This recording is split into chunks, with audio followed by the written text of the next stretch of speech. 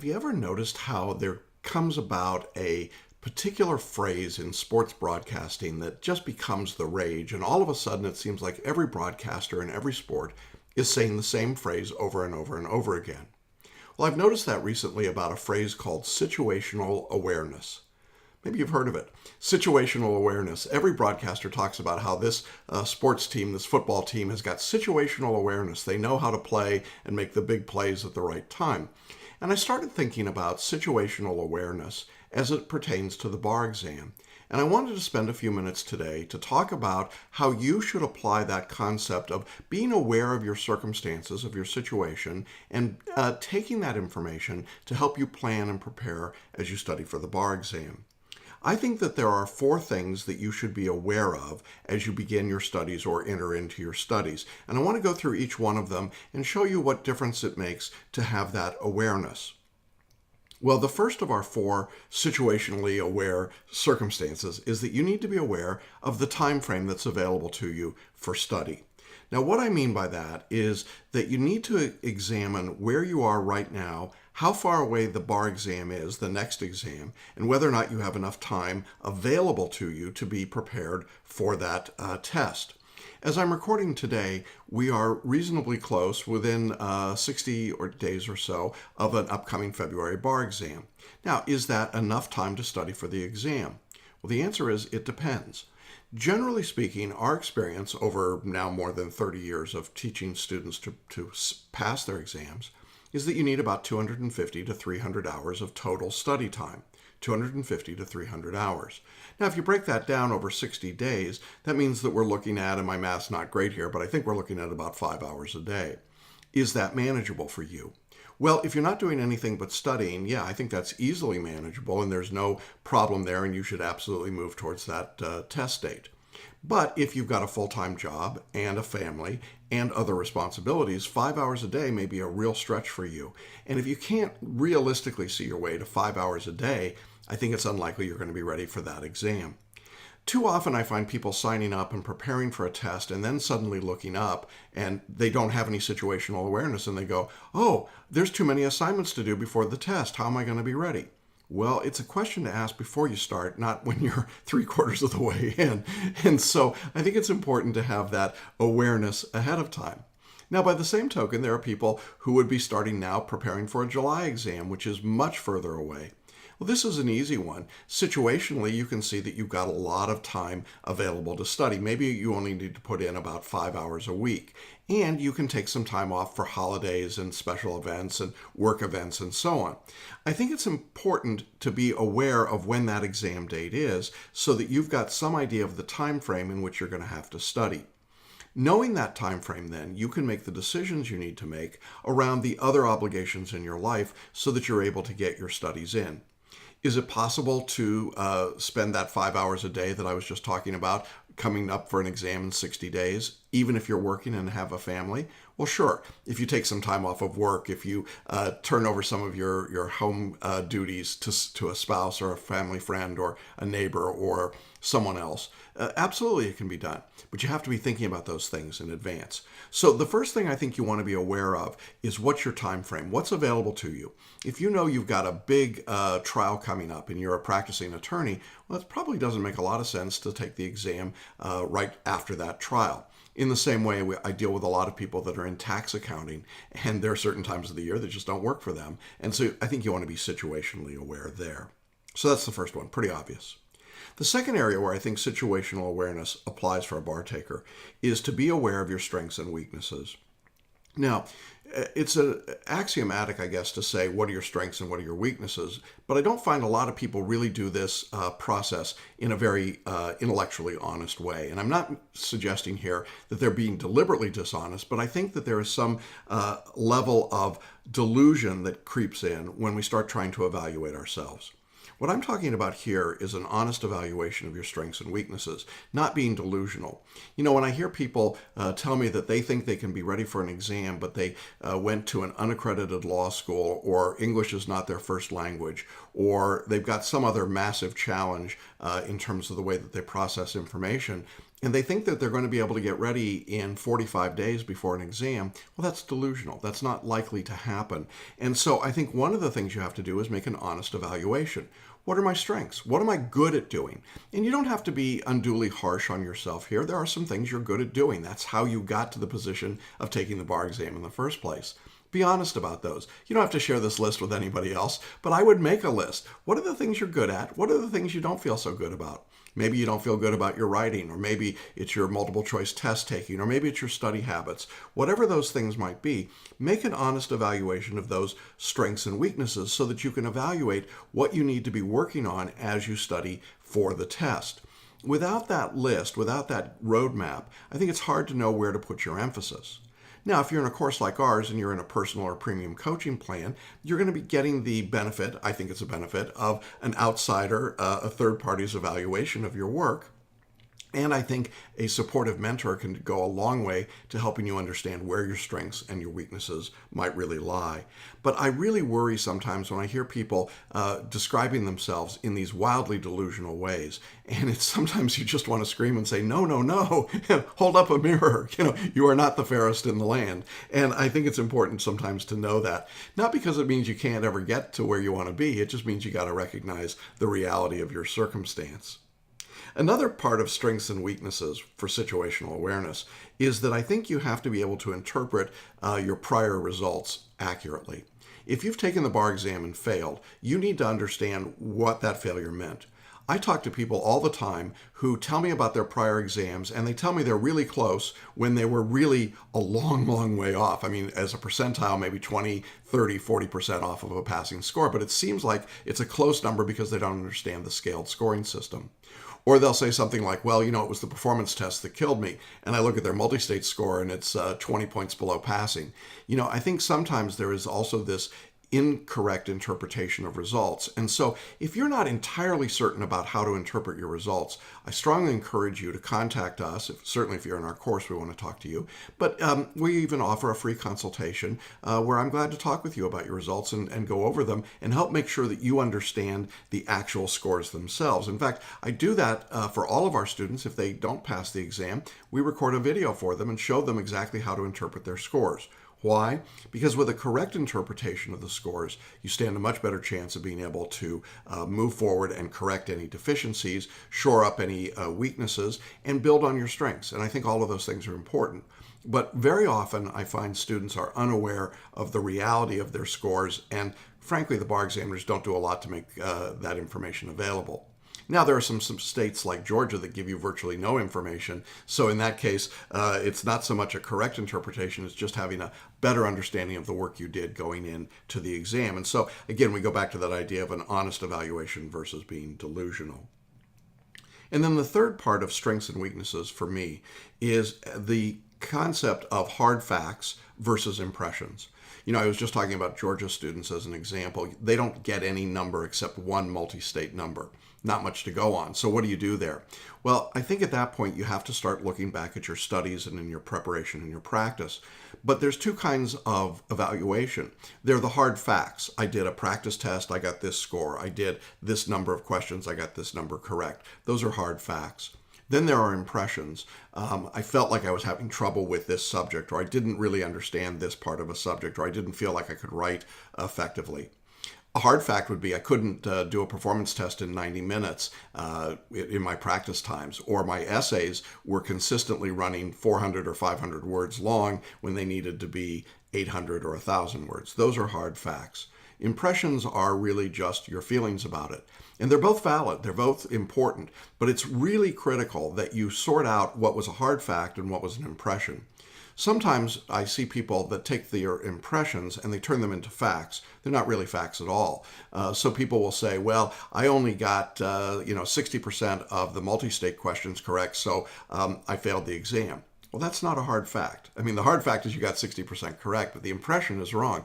You didn't fail the exam if you got 60% of the answers correct. And so I think what happens sometimes is that we get confused between what's real and what we feel like. The bar exam never feels good. I don't know anyone that walks out of a bar exam really humming and whistling to themselves and saying, I killed it. I think those are the delusional people. The people that pass feel just about as bad as the people that failed when they walk out of the test. It's just that nature of an exam. And so I think your impressions can be helpful, but only to a point. And I think that you need to balance that with as much hard data as you can get. Now, again, if you're in a mentored course, you have the advantage of a mentor who said, I've looked at your work and here's what I see. Unfortunately, there are some big box bar reviews out there that quote grade essays and tell people, oh, this is a passing essay. This is, you got a 7 out of 8 or something, whatever crazy system that they use. And then their essays come back and they're nothing like that. Why does that happen? Well, it has to do with the quality of the teaching. If you have a mentor who's hired off Craigslist and who's never taught in their life and doesn't teach writing and hasn't worked in the bar, I think the quality of the report you're going to get back is probably diminished. I think the better way to do that is to hire a mentor that's got a track record, that's worked with a lot of people and can give you an analysis based on looking at literally thousands of answers to those exams. If you're doing that, then I think your impressions meld closer together with the hard facts and you've got a better idea of your strengths and weaknesses. And I think situational awareness here comes back to understanding what am I good at, where do I have weaknesses, and then making sure that I continue to build on my strengths, but that I shore up or correct the deficiencies that I find. So that's our second broad area of situational awareness. The first was being aware of the time frame. The second was strengths and weaknesses. The third area of situational awareness is to be aware of your past. Now, this is a little bit like looking at strengths and weaknesses. Strengths and weaknesses, of course, is just a current evaluation of where you are, and that it certainly incorporates some of what happened in the past. But when we look at your past behavior, your past results, your past activity, I think what we have to do here is to separate out what really happened versus what I call revisionist history. My daughter described a process to me. She went back into the gym after her first child was born, and she said, I think I got gymnesia. I said, what's gymnesia? She said, I forgot how much I hated it.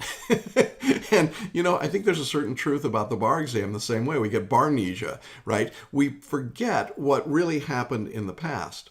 I talk to licensed attorneys pretty frequently who are switching jurisdictions and have to take the bar exam again. And they start regaling me with stories of what they did 30 years ago, 40 years ago, maybe even more. I appreciate that. I think it's great, and it's wonderful that they passed the bar. But then I ask them, are you still driving the same car you drove when you took the bar exam? Do you have the same television? Are you using the same telephone? Do you have the same word processing devices, computers and laptops that you had 30 years ago? And of course the answer is no. But the presumption is that while all of those other things in the world have changed, the bar exam somehow remains static. And whatever I did coming out of law school typically is something I can replicate now 30 years later with a legal career and a family and other commitments. And that's simply not going to be true. That's revisionist history. That's where people start really getting mixed up. And they think that what they could have done in the past is what they can do now. I've had lawyers tell me, well, I think all I need to do is a couple of weeks, go to a hotel room, brief some cases, and go in and take the bar exam. Well, that was true when I took the bar exam. It is not true today, and you can't get away with that any longer. There's no bar exam that's really susceptible to that minimal level of study. And yet we have people who really have forgotten, and even the ones that think that that's what they did, they probably didn't do that. It's probably been so long ago and shrouded in so much mythology that they've really forgotten the work they really put in. So I think it's important that you not fall victim to revisionist history, yours or anyone else's. It's a lot of people out there telling you what to do about the bar exam. And I'm constantly amazed at the level of the lack of sophistication of a lot of that advice. It doesn't come from a good place. It doesn't have much benefit or weight to it. It doesn't have much data behind it. It's just somebody's wild, crazy opinion. Well, okay. Take it for what it's worth. But the reality is that if you know what really happened in your life in the past, maybe you took the exam and you failed. Well, what really happened there? What did you do? How did you prepare? Don't put revisionist history in it. Don't suddenly cloud it up with, well, it was unfair and this happened, if that's not really true. The reason that you don't want to do that is that you really need that clean sheet of paper. You need to have a clear-eyed look at what's happened to you in the past. Maybe your past is just the last bar exam. In that situation, you want to be really, I think, objective about what occurred. What did you do well? What didn't go so well? Maybe it's time to switch up the bar review you're using or the approach that you're using. Maybe you put in an extraordinary amount of time memorizing and creating flashcards. If that didn't work, maybe you should stop doing that. You see, I think the point of all of this is that you have to be aware that your past is not necessarily the predictor of your future. Whether it was a good past or a bad past doesn't mean anything. It's a brand new exam. You get to start fresh and prepare in a fresh new way. And I think if you're aware of that, you'll avoid being drawn into that trap of, I'm just doing what I did in a prior exam that doesn't exist anymore, or in the last exam and it didn't work for you. I think all of this goes to the concept of mindset. What's your mindset as you go into the exam? Situational awareness around the past helps set a mindset. I'm capable of this. I can do this. I'm able to be successful. I'm willing to change what I did in order to be successful. The students that I find are most likely to fail are the ones that come to me with a string of failures and a mindset that says, I can't succeed. It can't be done. I'm stuck in this and you can't help me. And my question always is, well, why are you here? I mean, if you know you can't succeed and you don't believe I can help you, what are you doing here? Why are you giving me your money? It seems ridiculous to me. It seems to be a lack of situational awareness. And so I think the better way to approach it is to walk in and say, this is what's happened to me in the past. Here's good or bad. And here's what I think I need to do, but I'm open to teaching and guidance and mentoring.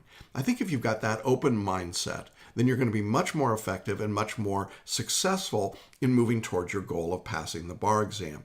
So I think you need to have that awareness of your past, but you don't want to be tied down or locked down to that past, regardless of what it was. And then the final area in which I think situational awareness plays a role is to look at your current circumstances. You know, there are some realities that all of us face. I think money is one of the big ones for a lot of people today. What are your current circumstances when it comes to finances? Do you need to work while you study for the bar? Do you have the luxury, and it is a luxury, of having someone take care of your living expenses or even take care of your bar review expenses while you prepare for the exam?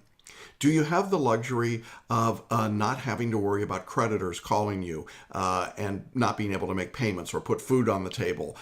Those things will impact your study. There is no doubt about that.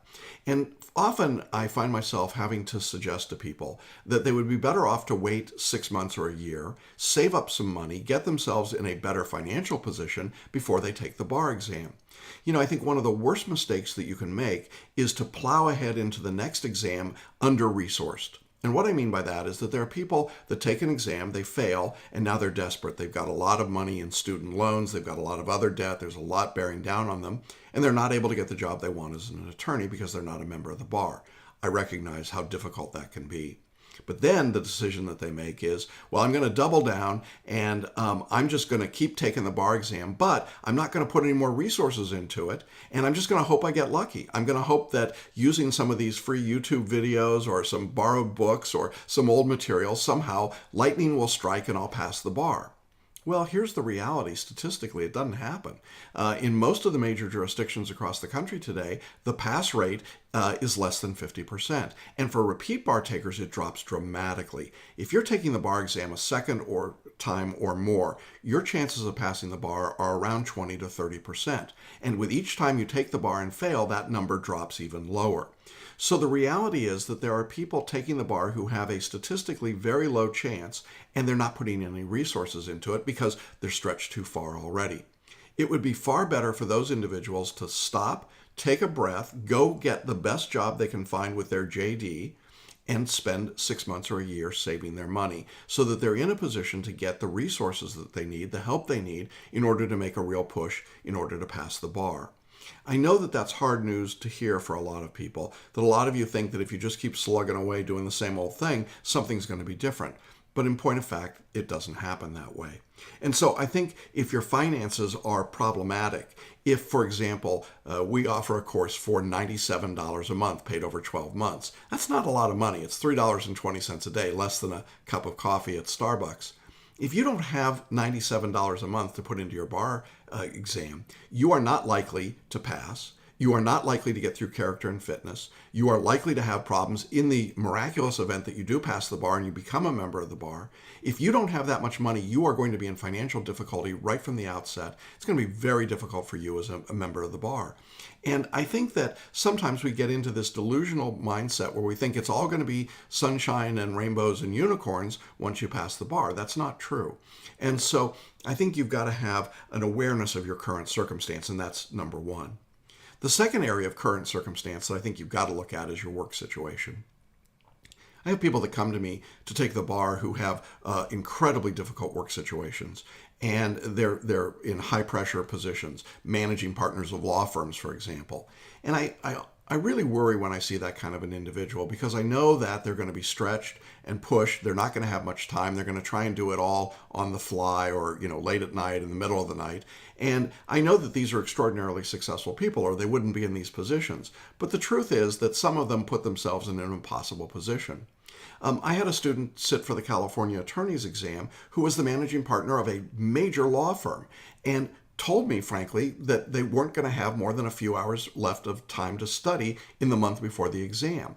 Well, there's not much likelihood of passing that exam, no matter how smart that individual was. And that's exactly what happened. They couldn't pass because they didn't have enough time to prepare. So I think you've got to be aware of what your circumstances are at work. I mentioned earlier the example of an attorney who's in practice and knows that they've got a big trial coming up. If you're going to be in a trial or doing depositions or in litigation for a period of 2 or 3 weeks while you're studying for the bar, it's going to be nearly impossible to get ready. You're going to lose that time, and so you've got to build it into your schedule. So maybe you have to push back to a later bar exam date or clear your calendar or make some changes there.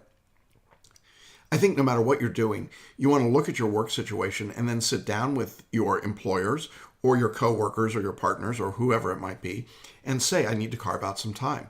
I need this time off.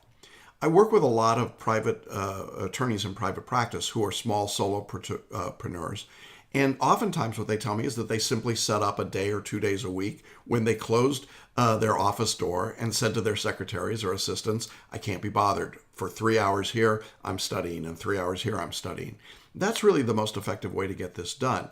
You don't have to give up work to study for the bar, and the people that tell you do are not telling you the truth. You can make it. Go back to the 250 to 300 hour total I gave you. That is manageable. You can do it even if you're a very busy, very successful person. You can do it if you give yourself enough lead time to study. I would say the same thing is true in evaluating your current circumstances with respect to your family. If you have significant family responsibilities, young children, children with special needs, adults, parents with special needs, health issues, you've got to build that in. You've got to factor it into your study. You got to know that there are certain times you're not going to be able to study. I love the enthusiasm of parents of newborns. They think that they've got it all under control because the baby isn't moving. And then whoops, the baby rolls over, and whoops, the baby's pulling themselves up, and whoops, the baby's starting to walk, and oh my God, everything has changed. And suddenly the quiet time you had to study has evaporated. You need to have some awareness of where you are in the life cycle of your family. If you've got a family member, a close family member that's having significant health problems, that's a reality that may take you away from study. And you need to be aware of that and recognize and build it in that that's a real possibility. The worst possible thing that can happen is to have someone that you care about and love who needs you and you feel like you need to go study. That is an impossible situation and one in which no one feels good. And typically the studying suffers, but so does the family relationship. And so I think you've got to be situationally aware of what your family circumstance is. I have lots of students that ask a family member to come in and help and watch the kids, for example, while they study for the bar. I think that's a great idea, but they do it in advance. They plan for it instead of being caught in the middle and then being panicked. Well, those are the 4 things. I'm sure there are others that you can think of, and I'd love to hear them, but those are the 4 things where I think situational awareness can make a difference. Being aware of your time frame for study, being aware of your strengths and your weaknesses in the current moment, being aware of your past, how has it affected what you're going to do now, and being aware of your current circumstances when it comes to study. If you have that kind of situational awareness, I think you're going to be much better off in making a decision about when to study for the bar, which exam date to sit for, how to proceed, and how to move forward. If you'd like to know more about any of those areas, we'd be glad to talk with you. We offer a free 20-minute consultation. We'll put a link here so that you can check that out. And I'd love to be able to brainstorm with you a little bit about what your situation is and raise your situational awareness.